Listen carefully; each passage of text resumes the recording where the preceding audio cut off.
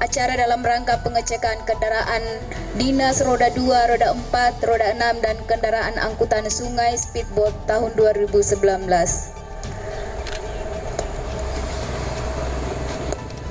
Selamat pagi dan salam sejahtera untuk kita semua.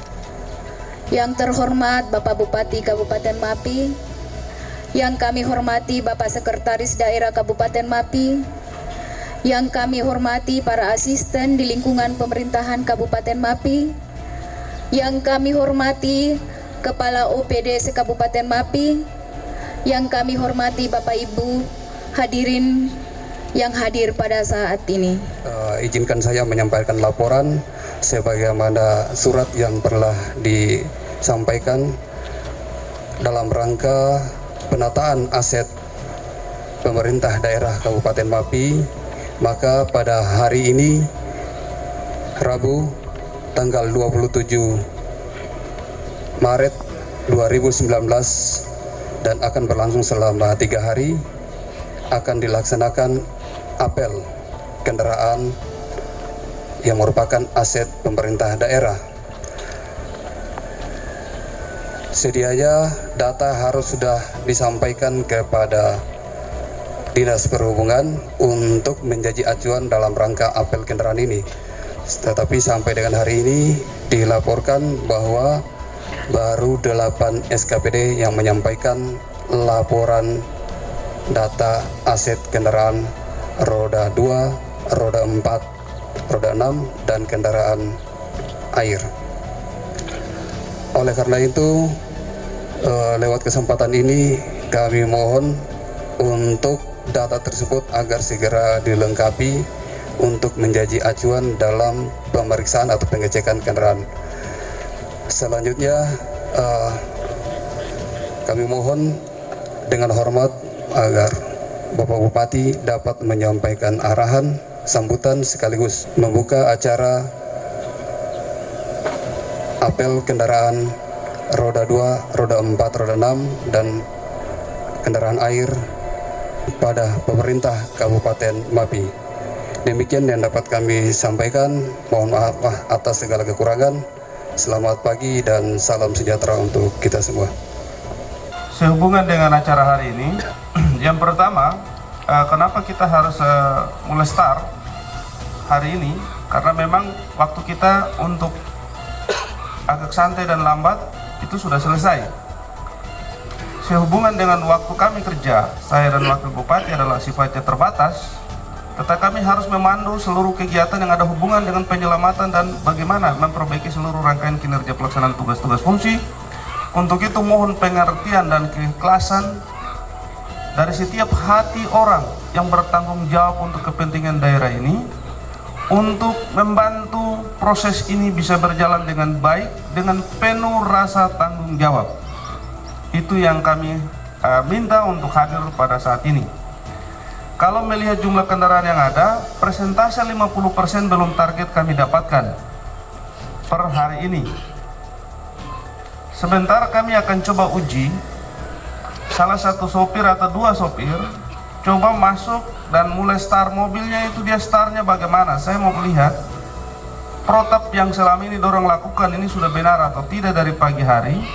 Dan itu dapat membantu kita mengamankan mobil kita, ataukah dia sudah hanya jadi sopir-sopiran saja. Yang berikut, kenapa kita harus lakukan ini? Yang pertama, perlu kita semua sama-sama sadari bahwa permasalahan aset bergerak kita sudah sangat rumit permasalahannya untuk kita tuntaskan. karena menjadi barang negara yang hari ini kita sangat sulit untuk bisa menertibkannya, menelusurinya juga semua jadi serba susah. Lalu ketika saya mengambil keputusan untuk melaksanakan perbaikan, ada yang masih mengeluh bahwa kita dulu waktu bupati yang sana, bupati yang itu, tidak ada macam-macam begini. Ini bupati yang ini baru kita begini, begitu, dan seterusnya. Ya, saya syukur, puji Tuhan. Begitu, bahwa apa yang saya lakukan dan apa yang kamu sudah bikin perbandingan itu, yang segera harus kamu bertobat, sadar diri sudah. Kecuali di situ kok beli dengan kok uang pribadi, baru saya datang untuk meminta A, meminta B, itu salah. Tapi ketika namanya barang negara, berarti tidak ada alasan bahwa engkau wajib hanya menggunakan selama kau menjabat. Urusan selanjutnya itu nanti ikut mekanisme yang ada, dilelang baik-baik. Kalau saudara mau ambil, ya sudah, dengan baik-baik juga siapkan uang, seluruh proses kau ikuti, maka selesailah sudah urusan kita untuk baku urusan yang barang itu. Yang terjadi di MAPI, barang dinas pun juga digade. Lebih kacau lagi, digade juga oleh oknum anggota dewan, mantan juga gade dia. Karena do rasa don dewan luar biasa. Nah, seperti itu. Karena kita punya masalah aset sangat besar. Catatan hari ini saya pikir angkanya kemarin sudah disampaikan tuh dalam ruangan. Itu tidak main-main itu. Itu baru kita bicara dari satu unsur. Artinya baru dari sisi unsur kendaraan bergerak. Kita belum bicara catatan lain tentang meja, kursi, mebel, dan lain-lain yang selama ini kita pindah-pindah kantor yang rusak kiri kanan. Semua juga belum tercatat dengan baik. Yang berikut lagi, kita belum bicara berkaitan dengan aset kita terhadap barang-barang yang kita serahkan ke pihak ketiga yang mungkin secara administrasi juga belum baik. Begitu. Jadi ini membutuhkan tanggung jawab. Kalau dari hari ini kita sudah sarankan secara baik-baik di rapat pada waktu lalu untuk harus segera isi format seperti yang sudah disampaikan oleh kepala dinas, dan laporan tadi hanya baru 8 dinas. Kita po dinas ini semua ada berapa? Total jumlah SKPD ini ada berapa? Berapa? Coba jelasin gitu. Pak Sekda, itu berapa ya kita po dinas ini? Ya? Karena di distrik juga ada aset. Itu juga terjelas. Yang pertama itu paling parah itu speed. Jadi dong rencana bawa masuk speed itu sampai ke dalam kamar. Don takut speed hilang. Kita sudah minta tolong kasih kembali supaya kepala distrik berikutnya pakai baik-baik. Ini tidak, dia mau bawa masuk sampai ke dalam dia kamar. Bisa dibayangkan kalau 8 saja yang baru kasih laporan administrasi, ini kira-kira sudah layak atau belum ini dari seluruh dinas? Kan masih terlalu jauh. Pertanyaan berikut adalah, apakah kita sudah ada kesadaran atau tidak sebagai kepala dinas? Kalau kepala dinasnya sudah tidak sadar, bagaimana dengan dia sopir? Lengkaplah penderitaan ini. Habis itu nanti ketika bupati bicara, ini minta mohon maaf. Orang kaitkan dengan kondisi saudara kita almarhum kemarin lagi. Itu ujung-ujung bupati lagi. Ada lagi yang pensiunan. Itu juga ikut bicara. Terus staf kita di kantor juga ikut bicara. Begitu. Ya, syukur-syukur puji Tuhan. Habis itu kembali ujung-ujung sampai ke juga para sopir. Siapa yang kepala mabuk? Coba angkat tangan dulu. Atau ya, kalau tidak kepala mabuk, yang pernah mabuk. Coba kamu jujur. Kamu angkat tangan dulu, yang pernah mabuk. Ya, ini baik, karena sudah kasih tahu baik-baik bahwa kamu pernah mabuk. Kamu pernah minum dalam keadaan bawa mobil? Pernah minum dalam keadaan bawa mobil kah? Tidak. Jadi begini ya, mulai hari ini yang saya bicara ini, dan selama saya masih kerja, saya minta dengan segala hormat, karena kamu sudah jujur. Tadi yang jujur berapa orang? Coba angkat tangan dulu. 1, 2, 3, 4, 5. Yang satu masih ragu-ragu. 6. Oke, 6 orang saja ya. Berarti di luar dari 6 orang ini, kalau kamu punang, kamu sanksi 2 kali lipat dari dompu kejujuran. Bisa jelas ya? Kamu sudah mengerti kah belum? Kira-kira kamu masih bisa bicara atau tidak? Kamu sudah mengerti kah belum? Jadi kamu sanksi itu 2 kali lipat dari orang yang tadi jujur bicara bahwa dong pernah minum dan pernah mungkin juga ya bawa mobil dalam keadaan punang juga pasti pernah. Tapi sudah, untuk sementara dari saya lihat kamu bola mata, saya sudah bisa pastikan siapa bicara jujur, siapa bicara tidak jujur. Itu satu. Kedua, kamu ekspresi. Ketiga, dari cara kamu menampilkan face itu, saya bisa memastikan bahwa kau tipu saya atau kau bicara benar. Begitu. Jadi tapi terima kasih kamu sudah menyampaikan itu. Saya hargai kamu punya kejujurannya untuk hari ini. Jadi saya minta tolong, pertama, siapa yang bawa mobil dinas yang antar kepala dinasnya? Coba angkat tangan. Oke, siapa yang bawa angkutan yang model bis, yang bawa orang banyak? Ya oke, siapa yang bawa yang trek untuk tangki air ataupun pemadam kebakaran? Oke, baik. Jadi kamu mulai menyadari bahwa yang pertama adalah keselamatan. Keselamatan itu sebelum kamu berpikir orang lain, yang harus kamu pikirkan pertama adalah kamu diri selamat. Bisa jelas ya? Kamu diri harus selamat dulu, artinya waktu kau pastikan kau keluar pagi, yang kau sudah pastikan bahwa kau akan pergi dengan aman dan pulang dengan aman sampai ke dalam rumah. Bisa jelas ya? Yang kedua, kamu harus berpikir tentang siapa yang kamu bawa dalam mobil yang kamu kendarai. Bisa jelas ya?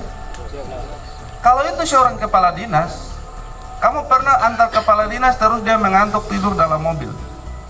Pernahkah tidak? Pada saat dia tidur, dia sudah pasrahkan seluruh hidupnya sama engkau dengan Tuhan. Bisa jelas ya? Sama engkau dengan Tuhan. Ketika kau juga otak error, maka tambahlah roh jahat di situ. Berarti kamu 3 orang. Bapak kepala dinas, engkau, terus Tuhan, tambah dengan roh jahat yang itu. Iya toh? Jadi ketika kau tahu ini adalah seorang kepala dinas, ketika dia tidur di situ, kau harus yakini bahwa Bapak dia sudah percaya 2 kali lipat dari dia kehidupan. Bisa jelas ya? Karena pada saat itu dia tidak berpikir bahwa kau akan bagaimana, dia cuma tahu bahwa dia super percaya kau. Berarti kau punya tugas mengendarai kendaraan itu di kondisi jalan kota Kepi ini. Jalannya ini besarkah kecil? Besarkah kecil? Kenapa kamu bersuara kecil-kecil? Besarkah kecil? Karena kamu sudah tahu jalan kecil, terus jumlah kendaraan di Kepi itu semakin bertambah. Kedua, karena kita belum ada trotoar, pejalan kaki menggunakan sebagian sisi jalan. Berarti kamu sudah harus memperhitungkan semua aspek. Jangan sampai saya yang tabrak orang. Apakah itu kita tabrak mobil dengan mobil, mobil dengan motor, mobil yang kamu bawa dengan manusia yang berjalan kaki.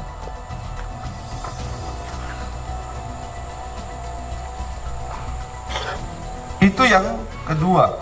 Yang ketiga, ketika kamu bawa penumpang lainnya dalam jumlah besar, itu teman-temanmu kah, ada masyarakat kah,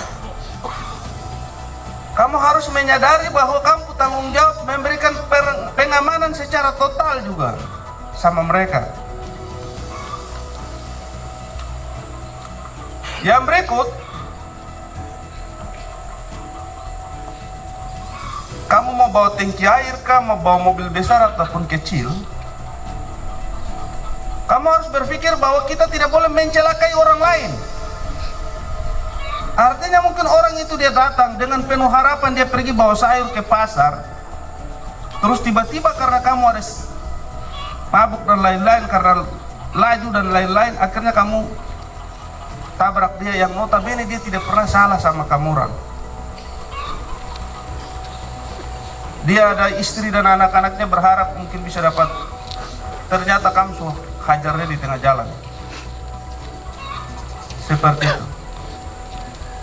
Kamu bisa bayarkan rentetan-rentetan orang yang bisa berdampak dari ketika kamu lalai, yaitu mulai start dengan mabuk, kedua tidak konsentrasi, ketiga mungkin kamu sebelum bawa mobil bagadang dan merasa biasa-biasa saja, karena ini kok saya biasa bawa mobil begini sudah, saya biasa begini sudah, itu segera kamu kasih tinggal.